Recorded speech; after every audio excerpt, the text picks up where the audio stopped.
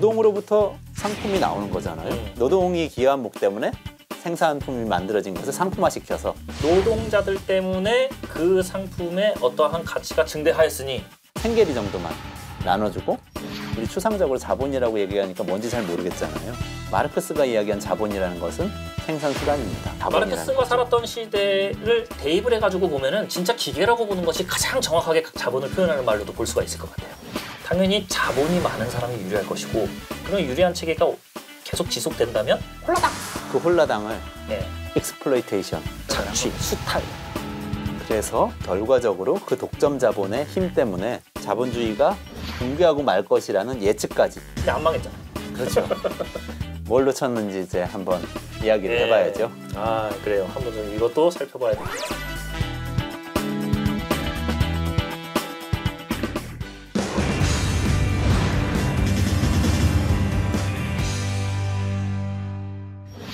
한마디로 요약을 하면은 네. 자본주의에 대해서 비판을 하는데요. 네. 그 비판을 상품과 자본으로부터 출발해서 비판을 합니다. 그리고 상품과 자본이 구동되는 자본주의의 이 시스템 때문에 결과적으로 자본주의가 붕괴하고 말 것이라는 예측까지 이어지는 책이 자본론입니다. 네, 좀 더 설명이 필요할 것 같습니다. 우선 처음에 이해를 해야 될 것은 우리가 전에 애덤 스미스나 리카도 얘기할 때 나왔던 용어인데요. 네. 노동가치설입니다. 노동가치설 네. 얘기했었죠. 네. 노동가치설이라는 것은 우리가 뭔가 물건을 생산하는 것이 경제의 본질인데 네. 생산을 할 때 생산에 기여하는 것은 노동이다. 네, 그렇죠. 그러니까 생산량이라는 것은 투여한 노동량에 따라서 결정이 된다. 이게 노동가치설입니다. 예. 근데 마르크스가 발견한 것은 이 노동가치설에서 발견한 문제인데요. 자, 노동으로부터 상품이 나오는 거잖아요. 그 상품이 팔리는 거잖아요.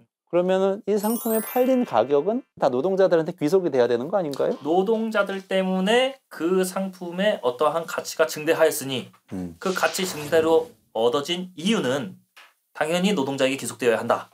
논리적으로는 그게 맞지요. 그렇죠. 예. 그런데 실제 주변을 둘러보니까 그렇지 않다는 거예요. 그래서 그렇지 않죠. 네, 노동자들을 보니까 노동자들한테는 생계에 필요한 돈을 임금으로 주지 자본가들이 절대 노동이 기여한 만큼을 임금으로 주지 않더라는 겁니다. 그래서 그걸 관찰하면서 논리를 정립한 게 잉여가치론이 거기서 나오는 건데요. 노동가치설에서 잉여가치론으로 이제 발전하는 겁니다. 리카르도의 노동가치설에서 마르크스의 잉여가치론으로 이제 옮겨갑니다. 그렇죠. 예. 그러니까 핵심은 노동가치설에 있는 이 노동의 가치 분배라고 하는 측면에서 리카르도가 얘기했는데 현실에서는 이 노동의 가치 분배가 완전 잘못되고 있다. 그걸 지적을 한 거죠. 네, 맞습니다. 예. 노동가치설을 인정한 다음에 올라간 건데 그렇죠. 그러면 실제로는 생계비가 임금으로 지급되면은 그 차이가 있잖아요. 예. 실제 기업이 올린 매출과 임금으로 지급된 것 사이에 차이, 또 재료비 다 나가고 나면 이제 이윤이라는 그렇죠. 것이 남는데요. 이윤이란 게 뭐냐? 그것은 잉여가치다. 이렇게 이야기합니다. 잉여가치란 건 뭐냐면은 노동이 기여해가지고 만들어낸 이 총 가치 중에서 노동자들한테 임금으로 지급하고 남은 것이 잉여가치인데 사실 잉여가치도 노동이 생산을 한 건데 분배되지 않고 남아있는 거죠. 노동자들의 기여로 인해서 만들어진 것인데 노동자들은 결국에 먹고 사는 데 있어서 최소한의 것만 결국엔 받아갈 뿐이고 굶어 죽지 않을 만큼 딱 그 정도만 나머지 노동자들의 피땀에 의해 가지고 이루어진 가치들은 다 자본가들이 홀라당 가져가 버리니 요게 문제네요. 그 홀라당을 예. 익스플로이테이션 이렇게 표현하죠. 착취라고 표현을 합니다. 착취라는 말 뭐 우리 저 과격한 정치고로 느껴지는 그런 용어인데 사실은 여기서는 좀 과학적인 의미에서 그러게요. 딱히 뭐 어울리는 말도 없네요. 가치의 이전을 착취라고 표현을 한 겁니다. 네, 수탈 좀 더 심하네. 그러네. 수탈 그러니까 일제시대 생각나고. 결과적으로 그러니까 요약하면은 자본가들이 노동이 기여한 목 때문에 생산품이 만들어진 것을 상품화시켜서 시장에서 가치를 실현한 다음에 그 실현된 것 중에 노동에게는 생계비 정도만 나눠주고 나머지를 이 초과 이윤으로 취하는 것. 그것이 잉여가치이고 그 과정이 착취다. 이렇게 설명한 거죠. 마르크스는 그 당시의 자본주의 사회를 이렇게 바라봤다는 것이죠. 맞습니다. 그리고 사실상 맞는 측면이 있습니다. 그 당시의 그 자본주의는 이러한 구조가 분명히 존재하고 있었으니까요. 그렇죠. 근데 뭐 여기 문제가 하나 있는데 왜 근데 노동자들은 자기가 생산한 가치를 다 안 받고 있었을까요? 잘리니까. 글쎄요. 그러면 잘리는 거 아닙니까? 지금 뭐 현대 사회에서도 숱하게 보는 거잖아요. 예, 뭐 모든 걸 요구하면 대체 인력들이 넘쳐나니까. 박 박 선생님이 그 시대에 태어나셨으면 마르크스가 되셨을지도 모르겠어요. 지금 말씀하신 개념이 근데 지금 말씀하신 개념이 마르크스가 이야기한 산업 예비군이란 개념입니다.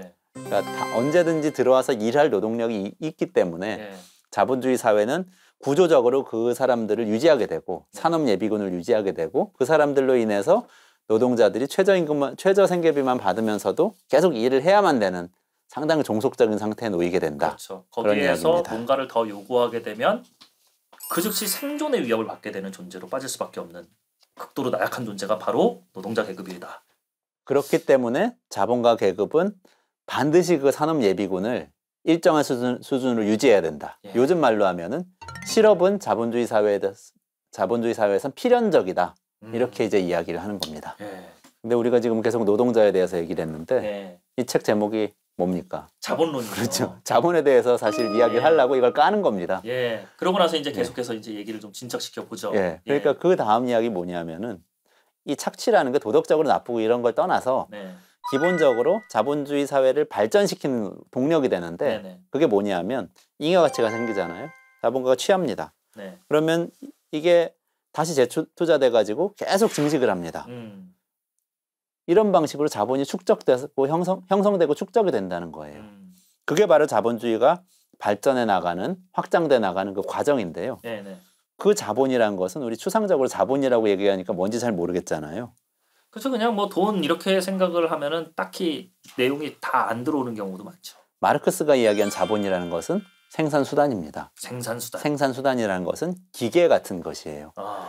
우리 생산재, 소비재 이렇게 나눠가지고 많이 설명을 하잖아요. 그러니까 기계라든지 뭐 재료라든지 이런 것들은 우리가 다른 물건을 만드는데 투입해서 쓸 수 있는 생산재고, 그렇죠. 소비재는 뭐 빵이라든지 뭐 전자제품, 뭐 냉장고라든지 이렇게 우리가 그냥 사용하고 없어지는 것들이죠. 최종 소비재들이죠.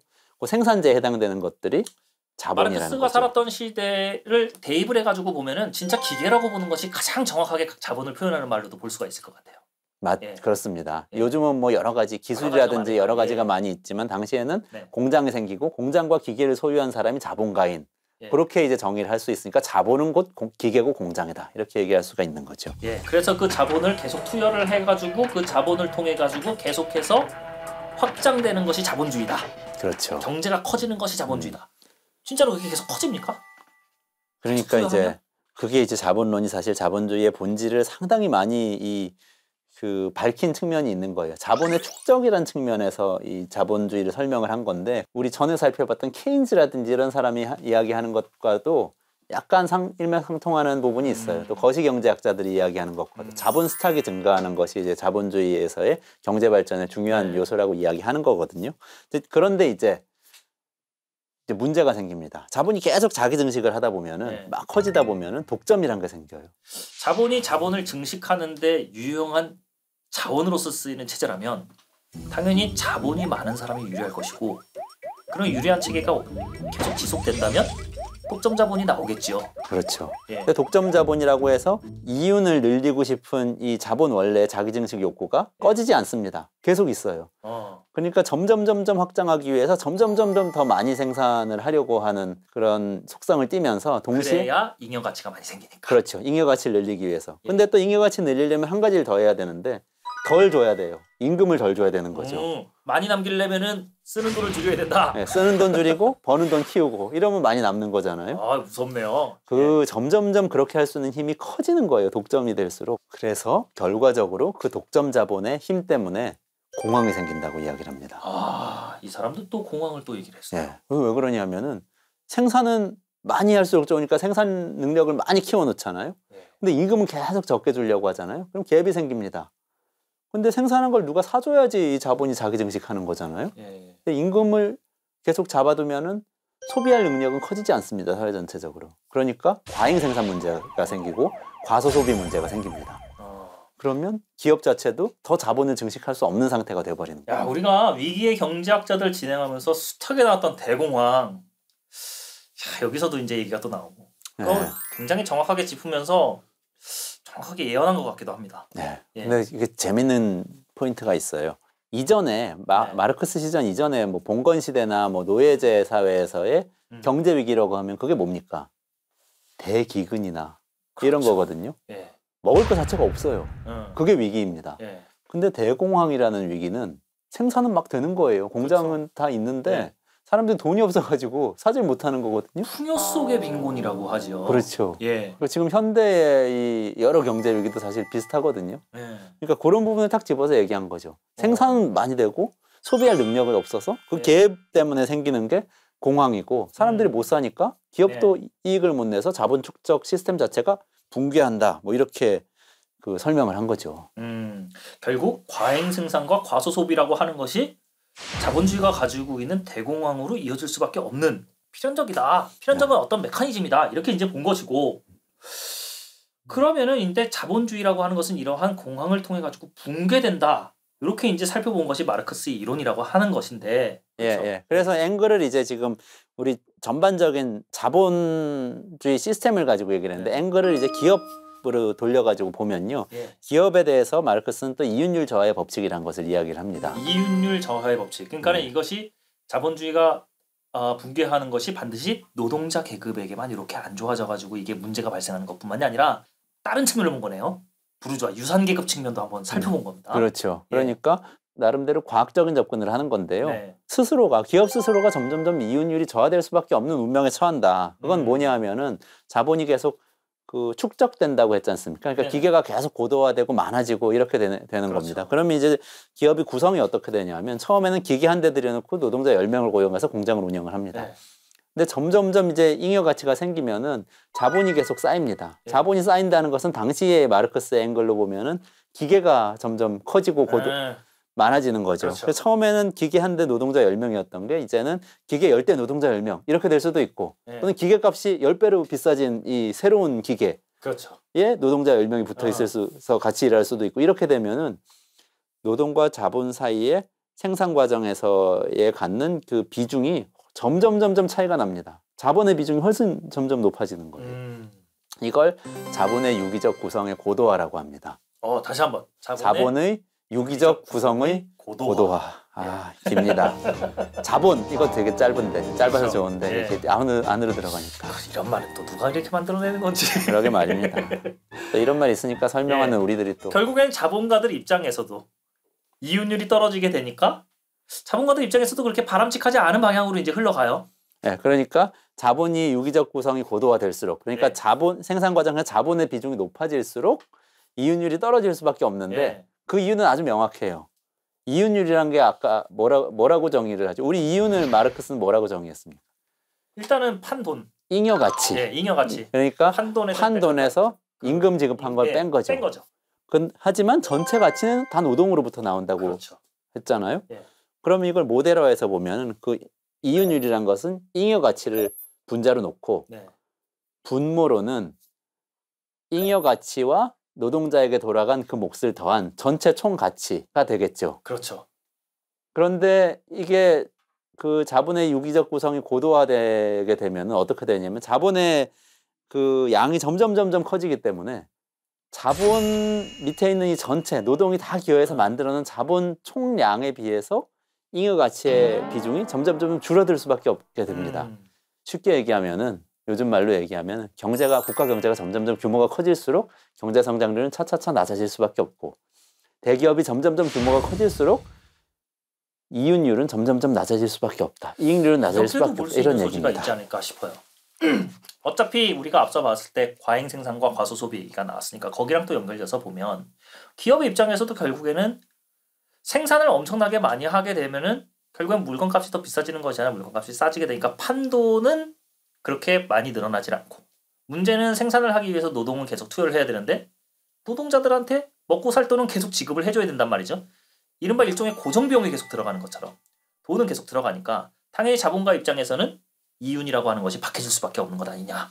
이렇게도 볼 소지가 있지 않을까요? 그렇죠. 특히 자본 스탁 전체하고 비교를 하면 이윤의 비중은 점점 줄어들게 됩니다. 그럴 수밖에 없다. 그래서 결국에는 기업이 파멸을 하게 되고 그것은 이제 노동자들이 저항해서 공장이 문을 닫는 게 아니고요. 스스로 이윤율이 점점 낮아지기 때문에 문을 닫게 되고 자본주의 망한다 이렇게 얘기한 거죠. 그래서 결국에는 이 잉여가치라고 하는 달콤한 꿀이 자본가들에게 꿀인 줄 알고 먹었는데 먹고 나니 독이었네. 그렇죠. 자본 증식을 하겠다는 이 무한한 욕망이 결국은 자본 증식 자체를 못하게 만드는 이런 시스템. 이게 이제 자본주의라고 이야기를 한 겁니다. 자본주의는 붕괴하게 될 수밖에 없는 필연적 고리를 가지고 있다. 이렇게 이제 마르크스는 얘기를 한 것인데 근데 안 망했죠. 그렇죠. 그래서 이제 우리 막 되게 맞는 말을 되게 하고 막 빠져들었는데 현실은 전혀 아니에요. 뭘 놓쳤는지 이제 한번 이야기를 해봐야죠. 아 그래요. 한번 좀 이것도 살펴봐야 될 것 같습니다.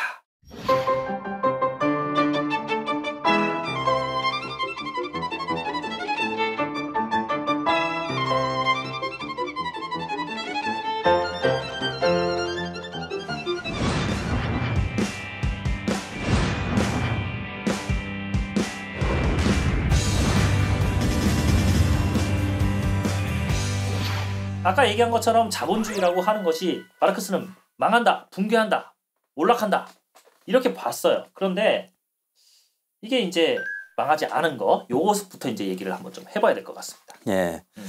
그 망하지 않는 이유를 우리가 지금까지 이야기했던 사람 중에서 다른 경제학자 한 명의 이야기를 빌려서 할 수 있을 것 같아요. 우리가 여태까지 쭉 봐왔던 경제학자들. 네. 예. 저는 제일 먼저 떠오르는 사람이 슌페터입니다. 슌페터. 그러네요. 예, 슌페터 무슨 이야기를 했었죠? 기업가 정신. 그렇죠. 예. 기업가 정신과 기업가라는 사람들이 만들어낸 혁신이 혁신, 창조적 파괴. 그렇죠. 예. 창조적 파괴 혁신 이거 자체가 경제 발전에 엄청난 기여를 한다고 이야기를 했습니다. 그렇네요. 마르크스는 그러한 기업가들의 혁신적 사고 여기에 대해서는 전혀 가치를 인정하지도 않고 언급조차 하지 않은 것 같아요. 네, 그걸 사실은 간과한 부분이 있는 거죠. 노동가치설, 잉여가치설에서 이제 정교하게 이야기를 했지만 네. 여기에 더해서 혁신이나 기업가 정신이 갖는 역할에 생산에서 갖는 역할은 언급이 없었던 겁니다. 야, 어떻게 보면은 마르크스의 이론이 애시당초 시작할 때부터 가지고 있었던 한계점 같기도 합니다. 관념론을 완전히 저버리고 유물론을 받아들이면서 눈에 보이지 않는 요소를 빼먹을 수밖에 없는 뇌구조를 가져버리게 된 게 아닌가라는 생각이 들기도 해요. 그렇죠. 그러니까 이윤을 만들어내는 원천이 원래 노동자만이라고 이야기했던 것 자체가 어떻게 보면 스스로 좀 발목을 잡은 측면이 있어요. 마르크스가 꼭 그렇게만 생각했다고 말하기는 어려운데 출발이 그랬기 때문에 발목이 잡힌 측면이 있는데 사실은 알고 보면은 노동자들 계속 착취를 당한다는 노동자들 중에서 지금 선진국의 노동자들 같은 경우에는 생활 수준이 사실은 엄청나게 많이 좋아졌죠. 그렇지요. 그것이 이제 여러 가지 마르크스의 근데 그 덕택으로도 볼 수 있지 않을까요? 어떤 의미에서는 노동자들의 삶의 피폐함에 대해서 이렇게 또 얘기를 하고 자본주의 붕괴를 예고를 하니 그에 대한 반대급부로 노동자의 삶을 좀 더 살펴줘야 되지 않느냐라고 하는 사상이 또 꼽힌 것 같기도 하고 덕인 것 같기도 하면서 어느 정도는 마르크스 이론의 모순점으로 보이기도 하는 양면성이 있는 것 같습니다. 현대사회가. 사실은 그런 측면이 있죠. 그러니까 서유럽의 복지가 왜 발전을 했는지에 대해서 연구하는 학자들 중에서 사회주의와의 체제 경쟁 때문에 그랬다 이렇게 생각하는 학자들이 또 상당히 있죠. 사회주의 사회가 저 옆에 냉전 시대에 있었기 때문에 가까이에 있으니까 저 사회보다 뒤지지 않기 위해서 더 노동자들에게 더 좋은 복지를 해주면서 이런 체제가 만들어져 왔다. 이렇게 이야기를 하죠. 워낙 자본주의의 붕괴를 과학적으로 분석을 해서 자본주의를 신봉하는 사람들이 그러면 자본주의가 안 망하려면 어떻게 해야 되지? 라고 해서 역으로 활용한 측면도 있지 않을까라는 생각이 들기도 해요. 그것 중에 이제 핵심적인 게 이런 겁니다. 그 주식회사라는 제도가 이제 사실 핵심적인데요. 아까 우리 계급을 두 개로 나눠가지고 계속 마르크스가 분석을 했잖아요. 자본가하고 노동자가 있는 거죠. 자본가 누구냐면은 생산수단을 소유한 사람들이잖아요. 자본을 소유한 사람들. 그런데 예를 들면 지금 세계에서 가장 잘 나가는 기업이 어딜까요? 애플 같은 기업을 한번 보죠. 시가총액은 이제 1등인 것 같더라고요. 그렇죠. 애플은 기업이니까 자본이잖아요. 그걸 누가 소유하고 있죠? 자본? 주주? 자본가가 누구죠? 애플을 지배하고 있는 자본가. 글쎄요. 적어도 저는 알고 스티브 잡스도 애플의 주인은 아니었어요. 그래요, 맞아요. 그 애플의 주식은 전 세계에 흩어져 있습니다. 그렇죠. 미국의 많은 투자자들이 가장 많이 가지고 있는데요. 야, 거기다가 우리나라랑은 또 다른 게 저는 애플의 대주주가 누구인지도 들어본 적이 없네요. 그렇죠. 국민연금, 우리의 국민연금도 애플의 주식을 갖고 있어요. 그러니까 그래요? 우리가 국민연금 가입하고 있다면 우리 애플 주식을 조금씩 갖고 있는 셈입니다. 미국에서도 주로 이제 노동자들이 많이 가입하는 퇴직연금이라는 게 기업마다 있는데요. 애플 같은 주식 다 사가지고 가지고 있습니다. 그렇죠. 뭐 잘 나가는 좋은 기업이니까. 그렇죠. 그러면 결국에는 누가 애플의 자본가냐 하면 노동자들이 애플의 자본가가 되는 거죠. 노동자들이 월급을 그런 조금씩 식으로 털어가지고 될수 애플의 있겠네요. 주식을 사면서 주주인. 예. 막 이게 섞여 있는 거죠. 예. 그러니까 이제 마르크스는 자본가 노동자 두 개의 계급으로 양분을 해서 분석을 했는데 현대에서 그게 안 맞군요. 이게 막 섞이는 거죠. 그래서 어떤 사람들이 나는 노동자인데 어떤 다른 회사에서 구조조정해가지고 비용 절감해서 이익 늘어났다 이런 뉴스 듣고 막 좋아해요. 내가 그 주식 갖고 있으면. 그래요. 마르크스가 이렇게 뭐 노동자랑 뭐 그 뭐랄까 자본가들이 이렇게 섞이는 것 이런 것에 대해서도 얘기를 못했지만 사실상 두 개를 이렇게 딱 쪼개지는 것만도 아니란 말이에요. 또 섞이는 것뿐만 아니라 세 번째 것이 있단 말이죠. 중간층이라고도 볼 수 있는 이런 개념들에 대해서도 간과한 것이 있지 않는가. 그런 비판도 받는데요. 그렇죠. 그 중간층이 그러니까 소득이 중간이다 뭐 이런 거라기보다 마르크스가 뿌띠부르주아지라고 불렀던 계급이 있어요. 그렇죠. 맞아. 소자본가. 그렇지. 소자본가. 그냥 우리 동네에서 구멍가게 하는 분이 계세요. 자기 가게입니다. 자본가일까요? 또 조금 더 나가면 소기업가, 중소기업가까지도 어떻게 보면은 그렇죠. 뭐 자본가라고 이야기하기 조금 그런 상태. 얘기를 하면은 2층이 제일 두텁지 않나요?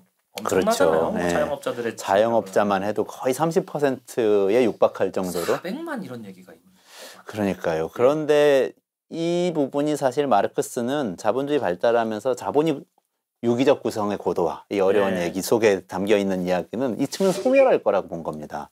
결국에는 독점 자본으로 가니까요. 그렇죠. 자본은 다 독점 자본이 되고 그래서 거기서 위기가 이들의 생긴다고 본 것은 건데 다 한 명의 자본가에 의해서 착취 살아남을 수가 없는 거죠. 시장 그렇죠. 경쟁에서. 있을 수가 없죠. 근데 계속 살아남아 있는 거죠. 그게 이제 사실 계급론에서 양분한 것에서 조금 빈틈이 생긴 그런 부분이고 또 한편은 사람들이 슌페터의 기업가 정신 이야기하고도 또 연결이 되는데요.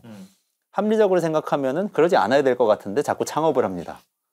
창업을 해서 혁신을 일으키고 내 걸 가지고 자기 일을 하고 싶어하는 그런 창조적 경향을 막 보이는 거예요. 그렇죠. 그렇기 때문에 또 민주주의 체제에서 국가가 대자본가만 옹호를 할 수가 없기 때문에 이런 사람들이 창업을 하고 자리 잡을 수 있도록 계속 또 제도적인 지원을 해주고 그러면서 이제 계급 구조가 좀 복잡한 상태로 계속 유지가 되는 거죠.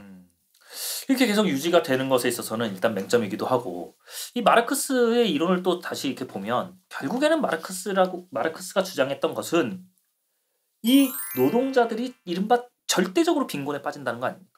절대적 빈곤에 빠짐으로 인해서 더 이상은 생계가 어려워지고 이들이 단결해서 뒤집어 엎는다. 쉽게 얘기해서 이제 혁명 이론을 이제 주장을 하는 것인데 그러한 것도 사실상은 역사적으로 봤을 때 딱 맞아떨어지게 해결이 되는 그런 나라들을 찾는 것도 사실상 그렇게 쉽지는 않아요. 그래서 마르크스도 초기에는 절대 빈곤 이야기하다가 나중에 상대적 빈곤도 중요하다고 또 이야기를 합니다. 말을 바꾼 건가요? 말을 본인이 왔다면 핵심이 약간 흐트러졌습니다. 생각이 진화했다 이렇게 이야기했을 텐데 그렇게 볼 수도 말을 있겠죠. 바꿨다고 볼 수도 있고요. 어쨌든 간에 자본가에 대비해서 빈곤해지기 때문에 문제가 생긴다 이렇게 또 이야기를 하기도 합니다. 근데 이 말도 사실상 맞는 말인 것 같긴 한 게 빈곤이라고 하는 것이 꼭 절대적 빈곤만을 얘기하는 것 같진 않아요. 그렇죠. 그 현대에서 더 많이 느끼는 거죠. 상대적 빈곤이야말로 진짜 심각한 빈곤의 문제라고도 볼 수 있죠. 근데 그것이 혁명으로까지 이어지게 하느냐 조금 다른 문제이긴 한데요. 그렇죠. 그거는 별도의 또 논의인 것 같습니다. 맞습니다.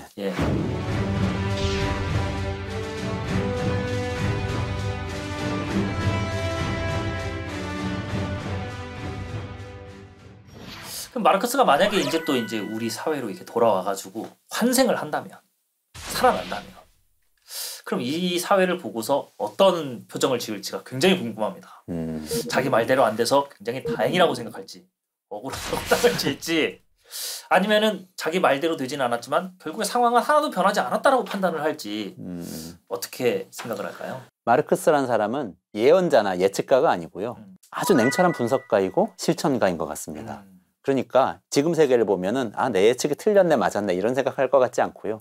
지금 세계가 어떻게 돼 있는지 볼 것 같아요. 여기서 가장 문제점이 뭔지 진짜 잘 찾아낼 것 같아요. 그걸 잘 찾은 사람이거든요. 세상 두 개를 바라볼 필요가 있을 것 같아요. 일단은 자본주의 체제를 구축하고 계속해서 자본주의 체제 하에서 시장 경제를 발전시키고 있는 나라를 보면서 드는 생각.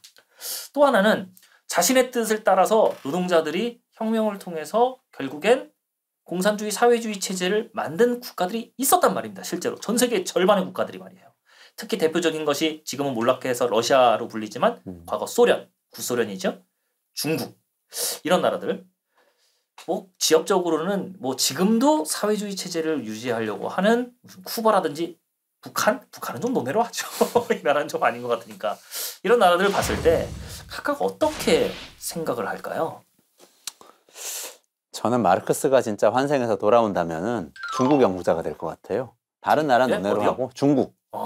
중국이라는 이 우리가 흔히 이야기하는 사회주의 시장 경제라고 네. 이야기도 하고 공산당이 지배하는 자본주의 사회 이렇게 이야기하기도 세상에 하는데 태어나서 듣도 보지도 못한 굉장히 독특한 경제 체제입니다. 그런데 어떻게 보면 공산주의가 이야기했던 것들을 다 체화해가지고 시장 경제 체제 안에서 운영을 막 하고 있는 것이기 때문에 지적으로 보면 마르크스가 굉장히 이 중국 체제라는 것이 어떻게 이렇게 운영되고 있을지 그 원리를 굉장히 잘 찾았을 것 같고요.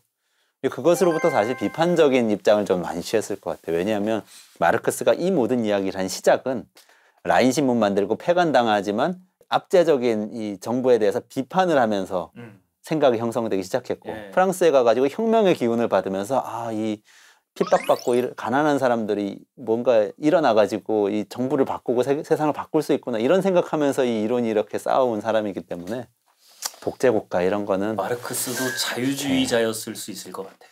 한편으로는 그렇죠. 정치적으로는 굉장히 리버럴한 사람이었을 수 있습니다. 그러면 중국 그는 비록 프롤레타리아 독재를 얘기했지만 그 독재는 우리가 아는 독재랑은 다른 독재를 의미했던 거잖아요. 그럴 수도 있습니다. 지난 시간에 우리가 슌페터 이야기하면서 슌페터도 자본주의가 잘 안 될 거라고 얘기했잖아요. 나중에 사회주의 될 거라고 그랬잖아요. 기업가 정신으로 뭐 성장은 하지만 성장 때문에 오히려 지식인들이 수준이 너무 높아져서 사회주의로 갈 거라고 이야기를 했는데 그때 간단하게 언급이 됐지만 슌페터가 얘기했던 사회주의와 이 마르크스가 얘기하는 사회주의와는 좀 다르잖아요. 다르죠. 슌페터의 사회주의는 굉장히 온화한 합리적인 이 계획 경제 뭐 이런 것에 가깝고요. 마르크스의 사회주의는 이제 계급 독재를 이야기하는 건데 어떻게 보면은 생산 수단의 공유 이런 그렇죠. 근데 어떻게 보면 마르크스가 실제로 공산주의 사회를 자기가 운영하는 입장이 된다. 뭐 아까 리버럴하고 자유주의적이라는 성향에서 드러나는데 그랬다면 어떻게 보면 슌페터의 사회주의 같은 거를 실천에서는 그렇게 이야기하지 않았을까? 저는 통치자가 됐다면 그랬을 것 같다는 생각도 듭니다.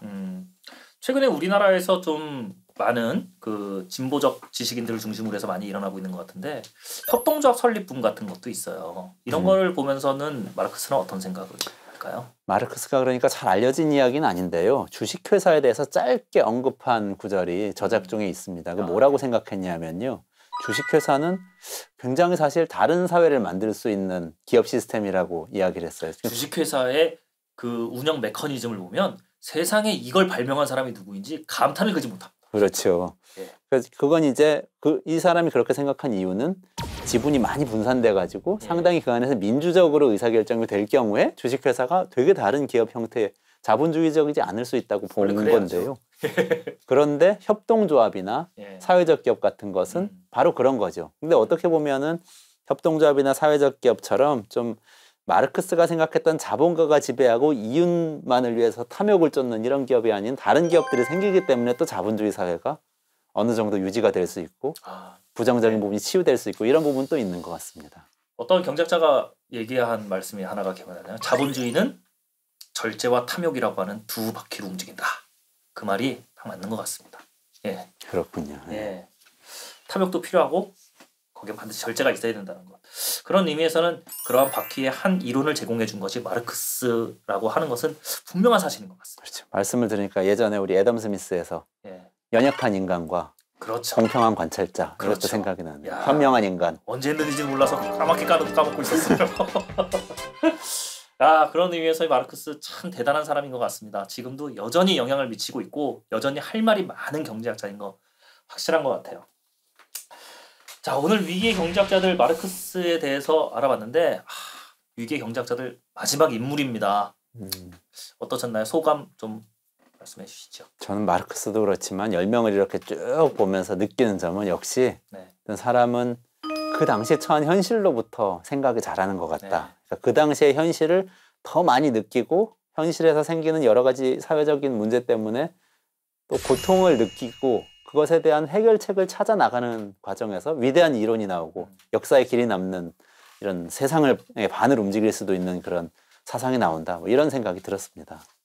저는 좀 뭐라 그럴까요? 마르크스를 보면서 특히 우리가 위기의 경제학자들을 보면서 항상 마지막에 항상 하는 얘기인데 이 위기 경제학자들에 나왔던 모든 경제학자들이 다 과거에 있었던 경제학자들인데 첫 번째로는 다 이 사람들이 했던 말들이 현실에 다 반영이 된다는 거예요. 그게 일단 너무너무 놀랐고 두 번째는 근데 이 사람들이 이론을 전반적인 것을 다 알고서 이렇게 받아들이는 것이 아니라 한쪽 면만 보고서 굉장히 극단적인 칭송을 한다든지 극단적으로 폄훼하는 사람들이 너무나 많다는 게 좀 안타까운 것도 있는 것 같아요. 분명히 마르크스의 이론이라고 하는 것도 현대사회에서는 분명히 값어치가 있는 이론이고 좀 더 살펴봐서 발전시킬 부분도 충분히 있다. 좀 이렇게 균형을 갖추고 있는 이론이 만들어지는 데 있어서 꼭 필요한 사람이 아닌가 이런 생각을 들기도 합니다. 자, 우리 다음 시간 때 전체적으로 좀 얘기를 나눠볼 시간이 있을 텐데 소장님 어떤 얘기를 중심으로 한번 우리가 얘기를 해보게 될까요? 네, 우리가 애덤 스미스부터 시작해서 케인즈 거쳐서 슈페터, 마르크스까지 이렇게 쭉 여행을 해왔잖아요. 그러니까 전체를 종합해서 지금 우리의 현실에는 어떻게 영향을 주고 있고 또 지금 어떻게 우리가 종합해가지고 머릿속에 정리해갖고 넣어야 되는지 이렇게 한번 정리하는 시간을 좀 가져봤으면 합니다. 여태까지는 한 명 한 명 이렇게 따져봤다고 하면은 한꺼번에 총 복습하는 기념으로 해가지고 모든 사람들을 한꺼번에 살펴봐서 총체적으로 한번 살펴보는 시간도 너무 좋은 시간이 될 것 같습니다. 소장님의 말씀 너무 기대하겠습니다. 저도 기대됩니다. 자, 그러면은 위기의 경제학자들 이제 경제학자들 편은 다음 마무리를 짓는 것으로 할게요. 우리가 다음 시간 때 소장님의 좋은 말씀 다시 한번 기대하면서 이번 시간 마치는 것으로 하겠습니다. 이상 위기의 경제학자들의 박근수, 이완재였습니다. 감사합니다.